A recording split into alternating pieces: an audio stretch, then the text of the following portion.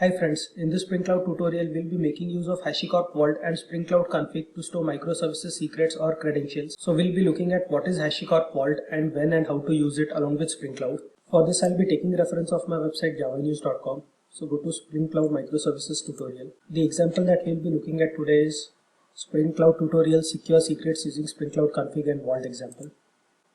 I'll be sharing this URL along with the YouTube video. So microservices architecture, it involves multiple services which interact with each other and also with external resources like databases. Also, these microservices, they need access to usernames and password to access these external resources. Usually these credentials, they are stored in the config properties, that is application.properties or application.yaml file. So each microservice will have its own copy of the credentials.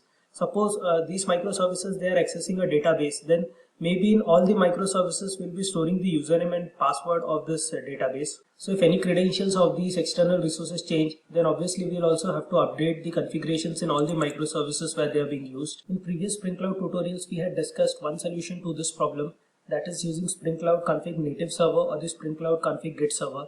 You can go to these tutorials here and have a look at them.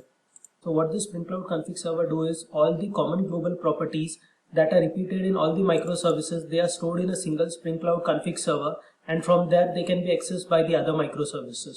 But still, storing the secrets in a configuration file is still a security concern, as the Spring Cloud config server, it also stores it in the configuration file only. So the above approach, it has two drawbacks: no single point of truth. So the secrets, they are not stored in a single place. This can lead to confusion, and also we'll need to update the credentials at multiple locations. Also, it is a security risk of exposing the credentials as we are storing them in the configuration file. So this is where Vault comes into the picture. In this tutorial, we'll be making use of Spring Cloud config and Hashicorp Vault to manage secrets and protect sensitive data. So all the secrets or credentials, they will be stored in Hashicorp Vault, and all the microservices that need these credentials, they will be making a call to the Vault, and also they will need to provide a valid token for authentication. Only if a valid token is provided to this vault by the microservices, only then they will be able to get the credentials. Hashicorp Vault is a platform to secure, store and tightly control access to tokens, passwords, certificates, encryption keys for protecting sensitive data and other secrets in a dynamic infrastructure. So using Vault, we'll be retrieving the credentials from the Vault key value store and providing it to the microservices. In this tutorial, we'll be implementing a simple Spring Boot microservices which reads employee details from MySQL database and returns it back to the user. So we'll be exposing a web service which returns these employee details to the user. Also, initially we'll be storing the MySQL credentials in the configuration file. So this is the usual approach that we follow. Later we'll be modifying this application to fetch the MySQL credentials from Hashicorp Vault. So the Spring Cloud microservice on startup, it will make an API call to Hashicorp Vault, and from there it will fetch the MySQL credentials, and then it will use this credentials to connect to the MySQL database. So let us begin with the implementation part. This is the Maven project that we'll be creating. Go to Eclipse and create a new Maven project.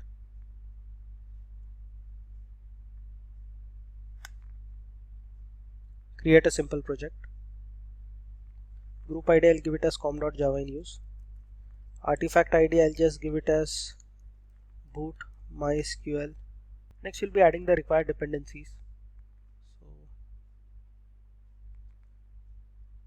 let us copy the dependencies. The major dependency that we'll be using here is the Spring Boot Starter JDBC dependency, and also since we are exposing a REST API, so we'll be needing the Spring Boot Starter web dependency.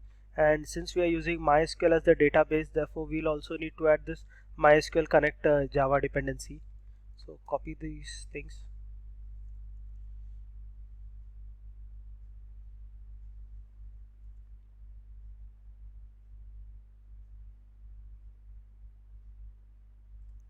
Next, in the application.properties, we'll be specifying the data source properties. Since we are using the Spring Boot JDBC starter dependency, therefore Spring Boot will read these properties and it will create a data source bean for us, and it will automatically auto-wire this data source bean, so that our DAO application, it can directly use this data source bean. So let's create these properties file. So go to source main resources and here create a new file. Name it as application.properties.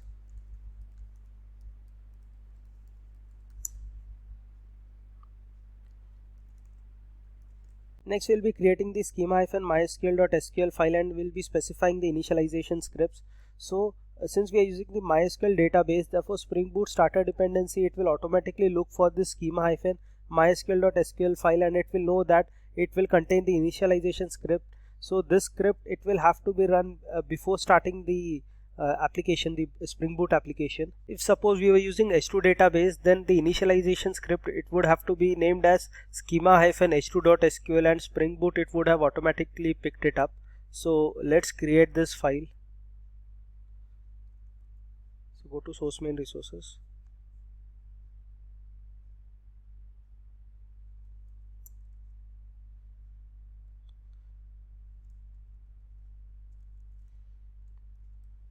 So in the initialization script, what we are doing is we are creating a table employee and we are inserting some sample data into it. So we'll be retrieving this sample data using the REST API. Next, we'll be creating the domain class employee.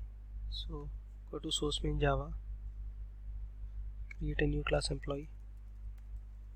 The package is com.java-in-use.model.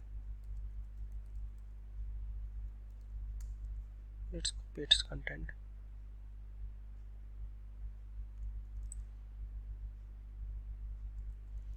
Next, we'll be creating the DAO interface. So in the DAO, we are going to specify only a single operation, that is get all employees, which will be returning us the list of employees which it will be fetching from the database. So let us create this class.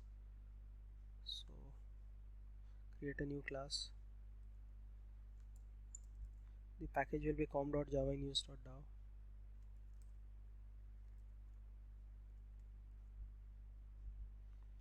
Copy the contents of the DAO.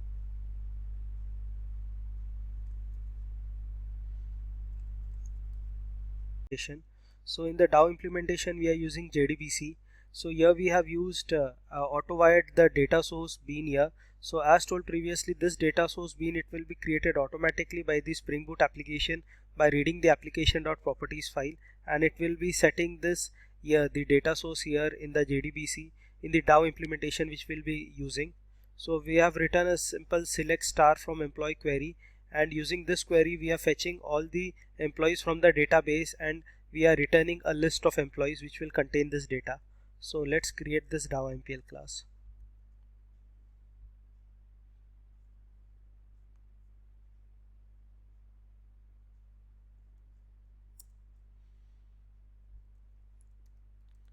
com.java-in-use. Just copy this.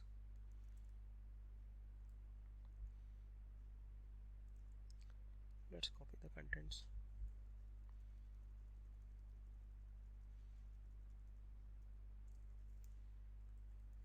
Next, we'll be creating the employee service interface. So this employee service interface, it will be having the operation similar to the DAO interface, get all employees, which will be returning the list of employees. And the employee service implementation, it will be having the employee DAO being auto wired, and we are going to call this employee DAO from the employee service IMPL.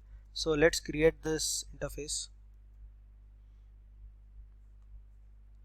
Create a new class. Package will give it as com.java in use.service. Copy this interface content. Next, we'll be creating the implementation, employee service IMPL. Employee service IMPL, and the package will be com.java in use.service.impl. So let's copy the contents. Next, we'll be creating the controller class where we expose a get API. Also in the controller class, we have auto-wired the employee service bean. So we'll be calling the get all employees method of the employee service. So let's create this controller. New class.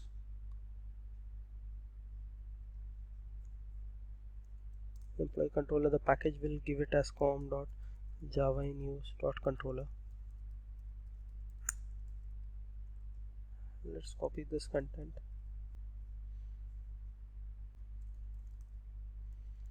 Finally, we'll be creating the Spring Boot Bootstrap class, which will be having the Spring Boot application annotation. So let's create this class. This class will be starting our Spring Boot application. package, we'll give it as com.java in use.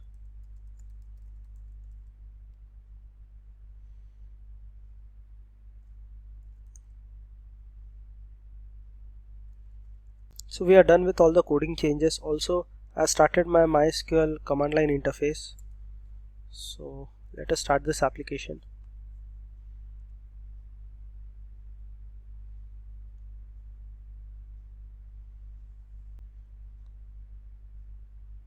So here it is executing the SQL script. That is the initialization script. So our application, it has started successfully. If you now go to localhost:8080/employees, we'll get the employee details from the MySQL database using the Spring Boot JDBC application. So we are done with developing the Spring Boot JDBC application. Next we'll be downloading and configuring the Hashicorp Vault. For this, go to the Hashicorp download page and from here download the Hashicorp Vault. So I'm using Windows, so I'll be downloading the Windows installation. So here we have downloaded the zip file from the Hashicorp downloads page. Open it. It contains a single .exe file. So extract this. So here we have a single exe file. Next we'll be creating a configuration file named vaultconfig.html for configuring the vault on startup. So here in this configuration file we'll be specifying that the vault, it should start on port 8200. Also we'll be disabling the TLS certificates as currently we are not using them. So let us create this file. Go to the location where we have the vault.exe and create a new text document. Save this as vaultconfig.html. All files. Copy the configuration from here. Next, open the command prompt and run the following vault command. So copy this command. We will be starting the command prompt. Also here I have specified the vault config file in the same folder as the vault server. So a vault server has started. Next we'll be opening another command prompt and we'll be running the following commands. So here we'll again be setting the vault address as localhost 8200, the same that we had specified in the configuration file. Also here we'll be using the command vault operator init, which will initialize our vault. So copy these commands and open another command prompt. So when we use the command vault operator init, we can see that the vault has been initialized. It provides us 5 keys. So these keys, they will be used to unseal the vault. So currently when we start the vault, it is in a sealed state. So we'll see later on how to unseal the vault.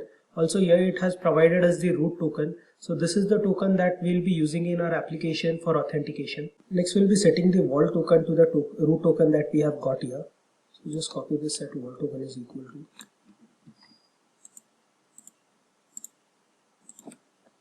And also select this root token that we have got here. So here we have set the vault token to the root token that we got on init. Let us now run the command vault status. So this will give the status of the vault. So here we can see that the vault, it has been initialized, but it is still in the sealed state. So here we can see sealed, it is giving as true. So we need to unseal this vault before we can use it. For this we'll need to use any of the 3 keys from the 5 keys that are provided here. So here we have been provided with 5 keys. So out of these, any 3 can be used to unseal the vault.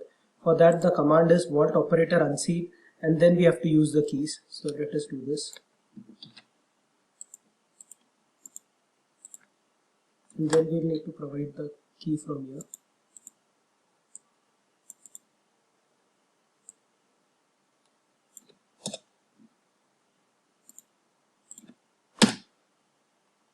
So here we have provided the first key. Then select any other key.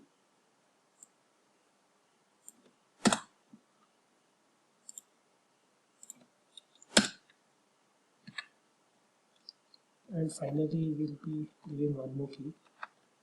So if you can see, it is still showing sealed as true.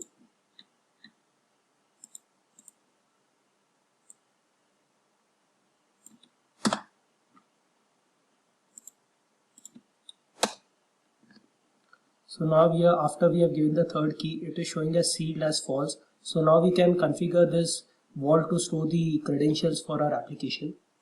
Next, in the vault, we'll be enabling a key value store with the name secrets. So here we have given the name as secrets, and this is a key value store. So let us copy this command. Finally, in this key value store, we'll be storing the username and password for the MySQL database. So we'll be naming it as db username and db password. Both will be root. Also, in this command, we'll also have to specify the key value store as well as the name of the application that is going to use this. So our application later on that we have developed, we'll be naming it as Java News app. So use both these commands.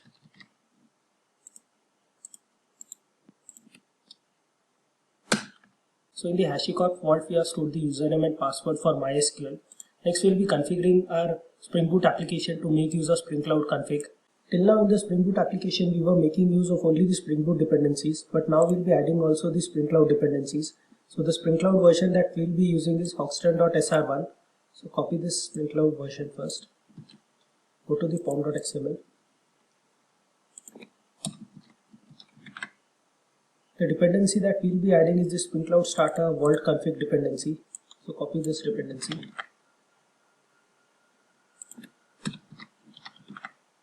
Also, when we are using Spring Cloud in the dependency management, we have to give the Spring Cloud dependencies. So copy this dependency management.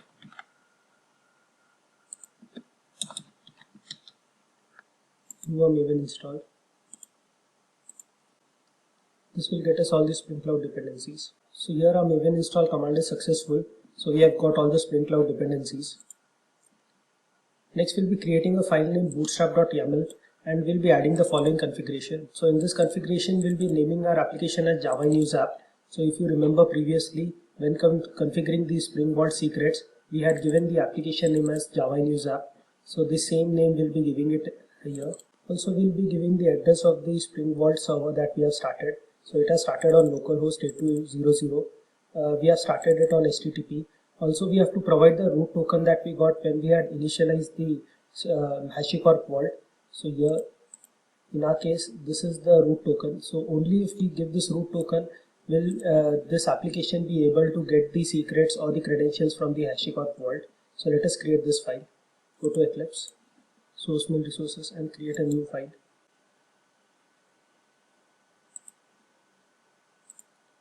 Name the file as bootstrap.yaml. Copy this configuration. Also, let us get the root token from here and paste it here. So finally, in the configuration file, instead of hard coding the credentials, we'll be making use of the key that we had used in the Hashicorp Vault so that it can fetch the values from there. So here, if you remember previously, we had given the key as db username and db password. So these same keys we are using here. So our Spring Boot application will then fetch these credentials from the Hashicorp Vault and use them on startup. So let us make this change. Go to application.properties and here use this. So we are done with all the changes. Let us start this application. Run as Java application. The application it is starting. So here we can see that it is locating the vault and from there it will be fetching the credentials. So our application it has started successfully. If we now go to localhost 8080/employees and if you again refresh this, you can see that we are again fetching the details from the MySQL database. So our Spring Boot application it is successfully fetching the credentials from the Hashicorp Vault and using it to connect it to MySQL database. Hope you have understood this tutorial. You can download the source code from here. Thank you.